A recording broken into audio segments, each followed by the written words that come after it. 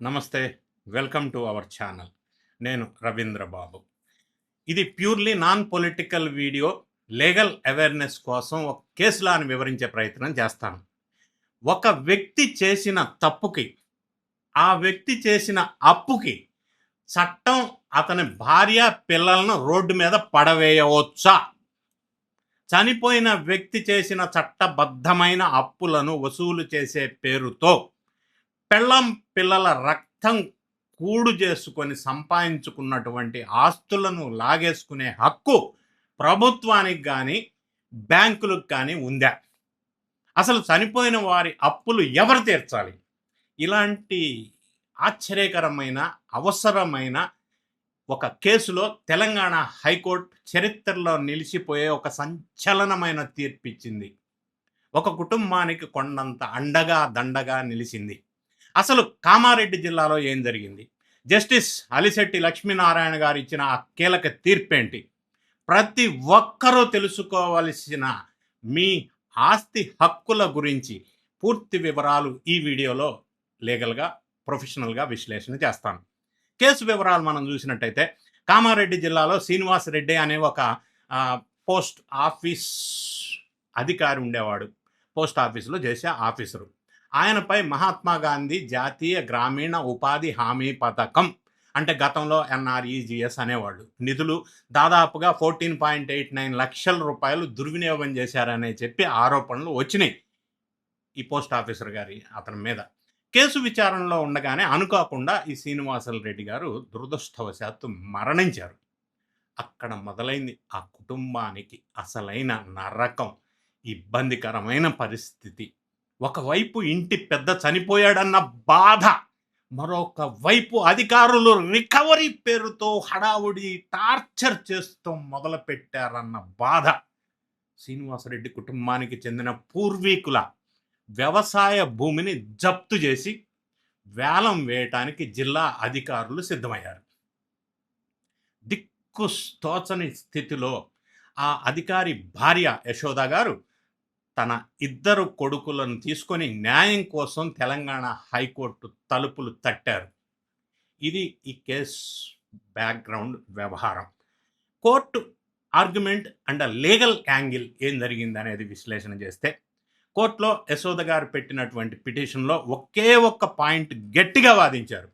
నా భర్త తప్పు చేశారో లేదో తేలక ముందే చనిపోయారు.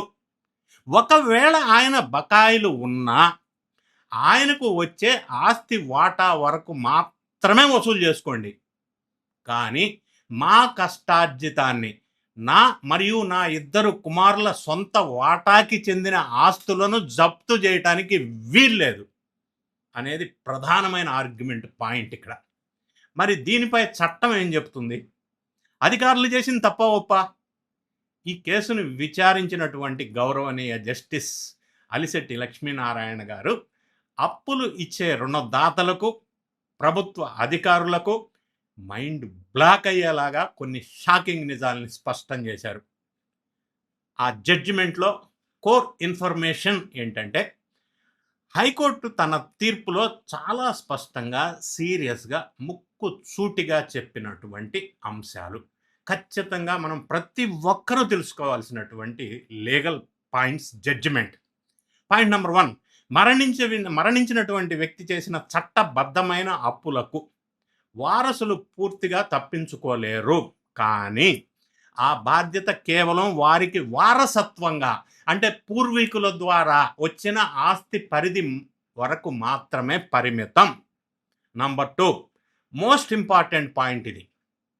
భర్త చనిపోతే భార్య లేదా పిల్లలు కష్టపడి సంపాదించుకున్న సొంత భూమి, ఇల్లు లేదా ఆస్తి, వాళ్ళ జీతాలు, బ్యాంక్ సేవింగ్స్ లేదా మరేదైనా వ్యక్తిగతమైన ఆస్తులను జప్తు చేసే అధికారం ప్రభుత్వానికి కానీ ఏ రుణదాతకు కానీ లేదు. అలా జప్తు చేయటం చట్ట విరుద్ధం అని జడ్జిమెంట్ సెకండ్ పాయింట్. జడ్జిమెంట్లో థర్డ్ పాయింట్, ఇంపార్టెంట్ పాయింట్. వ్యక్తి మరణించినప్పుడు వారి అప్పులను కేవలం వారి పూర్వీకుల ఆస్తిలో లేదా ఉమ్మడి కుటుంబ ఆస్తిలో సదరు వ్యక్తికి ఉన్న సొంత వాటా, ఆయనకు వచ్చే సొంత వాటా నుంచి మాత్రమే వసూలు చేయాలి.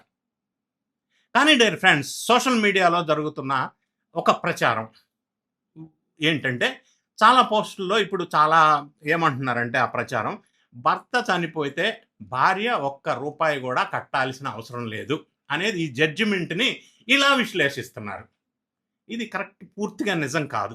ఎందుకంటే కొన్ని పరిస్థితుల్లో ఈ జడ్జిమెంట్ బేస్ చేసుకొని అట్లా తీసుకురాకూడదు మనం. కొన్ని పరిస్థితుల్లో భార్య బాధ్యత వహించాల్సి ఉంటుంది. ఎగ్జాంపుల్ చెప్తాను నేను ఒక ప్రొఫెషనల్‌గా. 1 జాయింట్ లోన్ తీసుకున్నప్పుడు, 2 కో బారోవర్‌గా ఉన్నప్పుడు, 3 గ్యారంటర్ సంతకం పెట్టినప్పుడు, చేసినప్పుడు, 4 మార్ట్‌గేజ్ ఆస్తిలో ఆమె భాగస్వామ్యం ఉన్నప్పుడు, అప్పుడు బాధ్యత వహించాలి. కాబట్టి ప్రతి కేసు ఒకేలాగా ఉండదు. ఈ జడ్జిమెంట్‌ని అలా ప్రచారం చేయటం కరెక్ట్ కాదు. చట్టం ఎప్పుడు కూడా అమాయకుల్ని బలి చేయొద్దు అనటానికి ఈ కేసు ఒక ఎగ్జాంపుల్ అని నేను అనుకుంటున్నా. ప్రభుత్వ అధికారులైనా, ప్రైవేట్ అప్పులు ఇచ్చిన వారైనా చట్టాన్ని దాటి ప్రవర్తిస్తే కోర్టులు చూస్తూ ఊరుకోవు అని ఈ తీర్పు నిరూపించబడింది. ఈ తీర్పు జడ్జిమెంట్ ప్రతి ఒక్కరికి అవసరం, తెలుసుకోవాలి. ఎందుకంటే సమాజంలో చాలామంది అప్పులు వాళ్ళ భయంతోటో లేదా చట్టాలపై అవగాహన లేకనో ఆత్మహత్యలు కూడా చేసుకునే పరిస్థితి కొన్ని సందర్భాల్లో, చాలా సందర్భాల్లో మనం చూస్తున్నాం. భయపడే లేదా అవగాహన లేకపోవటం. ఈ ల్యాండ్ మార్క్ జడ్జిమెంట్పై మీ అభిప్రాయం ఏంటి? మీ కామెంట్‌ని కామెంట్ రూపంలో తెలియజేయండి. ఈ వీడియో మీకు, మీ ఫ్రెండ్స్‌కి అందరికీ హెల్ప్‌ఫుల్‌గా ఉంటది అని మీరు భావిస్తే వెంటనే లైక్ చేసి మీ ఫ్రెండ్స్‌కి, ఫ్యామిలీస్‌కి, గ్రూప్స్‌కి అందరికీ కూడా ఈ వీడియో షేర్ చేయండి. ఎందుకంటే ఇది ఒక లీగల్ ఇంట్రెస్టింగ్ అప్డేట్స్, ఒక చారిత్రాత్మక, అందరికీ ఉపయోగపడేటువంటి ఒక జడ్జిమెంట్ తెలంగాణ హైకోర్టు ఇటీవల కాలంలో ఇచ్చింది. సో ఇప్పుడు ప్రధానంగా నేను చెప్పవచ్చేది ఏంటంటే, సరే భర్త అప్పు చేశాడు, చనిపోయాడు. కానీ భార్య బాధ్యత లేదు. ఆ భర్తకి వారసత్వంగా వచ్చిన ఆస్తి మాత్రమే అప్పులోళ్ళు రికవరీ చేయాలి.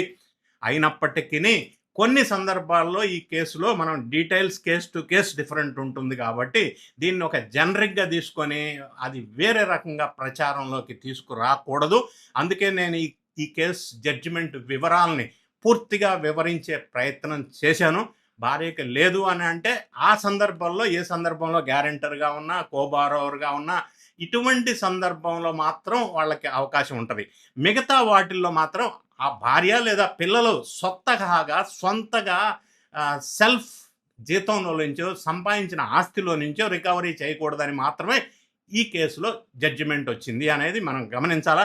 ఏదేమైనా ఈ లీగల్ జడ్జిమెంట్ ఒక చారిత్రాత్మకమైన జడ్జిమెంట్, అందరికీ తెలియాల్సిన అవసరం ఉంది. నచ్చినట్టయితే వీడియో లైక్ బటన్ నొక్కండి, మీ ఫ్రెండ్స్కి షేర్ చేయండి. Thank you so much for watching.